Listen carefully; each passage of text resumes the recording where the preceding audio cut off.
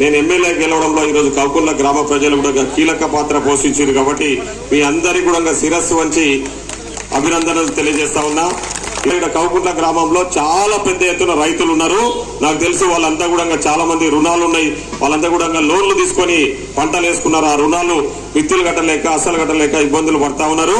కాబట్టి ఈరోజు మన ముఖ్యమంత్రి మన పాలమూరు ముద్దుబిడ్డ రేవంత్ రెడ్డి గారు మొన్ననే ప్రకటన చేసిర్రు. ఆగస్టు 15వ తారీఖు లోపు 2 లక్షల రుణమాఫీ, అది కూడా ఏకకాలంలో పోయిన బీఆర్ఎస్ లాగా అప్పుడు 10 ఇప్పుడు 10 కాదు, 2 లక్షలు ఏకకాలంలో రుణమాఫీ చేసి తీర్తామని చెప్పేసి మన గౌరవ ముఖ్యమంత్రి మన పాలమూరు ముద్దుబిడ్డ ఒక తీపి కబురు చెప్పారు. కాబట్టి ఖచ్చితంగా నేను కూడా మీకు హామీ ఇస్తా ఉన్నా. మాకు దగ్గరుండి మాకు పిలిచి చెప్పిండు, అసెంబ్లీ ఎన్నికలు అయిపోయినప్పుడే మీ గ్రామానికి దాదాపు 100 ఇండ్లు శాంక్షన్ చేస్తాను. 100 ఇండ్లు ఈ గ్రామానికి ఇవ్వబోతా ఉన్నాని చెప్పేసి నేను ఎమ్మెల్యేగా మీకు మాటిస్తున్నా.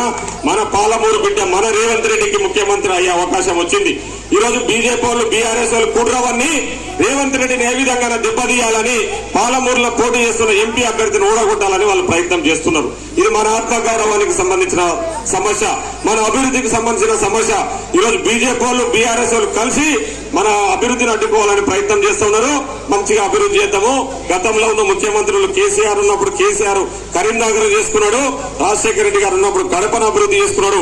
ఇప్పుడు మనకు అవకాశం వచ్చింది కాబట్టి మనం అభివృద్ధి చేసుకుందామని చెప్తున్నాడు ముఖ్యమంత్రి గారు. కాబట్టి ఒకటే, నేను ఈరోజు ముఖ్యమంత్రి గారి దగ్గర పోయి నేను గట్టిగా అన్నా, మా కౌకుంట్ల నుంచి ఇంత పెద్ద ఎత్తున ఓట్లేసిర్రు, మాకు ఇన్ని ఇండ్లు, మాకు ఇన్ని పెన్షన్లు, మాకు ఇన్ని ఉద్యోగాలు అని అడగాలంటే అది మీ చేతుల్లో ఉంది. కాంగ్రెస్ పార్టీ అయితేనే చేస్తుంది. కాంగ్రెస్ పార్టీ ఇక్కడ ఉంది కాబట్టి అది కాంగ్రెస్ పార్టీ అయితేనే చేస్తుంది. నేను ఎమ్మెల్యేగా మీకు మాటిస్తున్నా, గ్రామ పెద్దలందరి సమక్షంలో మీకు మాటిస్తున్నా, మీ మండలమును ఎవరు కూడా క్యాన్సిల్ చేయలేరు. మీ మండలానికి అఫీషియల్ గా అనుమతులు తీసుకొచ్చే బాధ్యత నాది అని చెప్పేసి మీకు మాటిస్తున్నా. కోరిక రైతులు ఇబ్బందులు పడతా ఉన్నారని చెప్పేసి పత్తి కొనుగోలు కేంద్రాన్ని ఇక్కడ ఏర్పాటు చేయాలని చెప్పేసి మా కిషన్ రావు గారు మళ్ళీ కూడా గుర్తు చేస్తా ఉన్నాడు.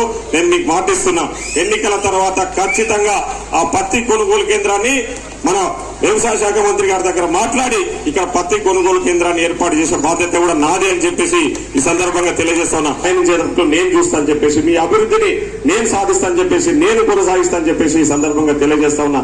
మన ముఖ్యమంత్రి మన పాలమూరు బిడ్డకు బలం చేకూరాలన్నా, నేను పోయి ముఖ్యమంత్రి దగ్గర గట్టిగా అడగాలన్నా ఇక్కడ కాంగ్రెస్ పార్టీకి కౌకుంటలో భారీ మెజార్టీ రావాలి. రేపు 13వ తారీఖు వంశీచంద్రెడ్డి గారు మన కాంగ్రెస్ పార్టీ తరఫున పోటీ చేస్తా ఉన్నారు. ఆయనకు భారీ మెజార్టీ ఇచ్చి కౌకుంట్ల గ్రామం నుంచి ఆయన గెలుపును మీరందరూ కూడా పెద్ద ఎత్తున పాల్గొనాలని చెప్పేసి, ఆయన గెలుపులో మీరందరూ కూడా భాగస్థులు కావాలని చెప్పేసి ఈరోజు కోరుతా ఉన్నా.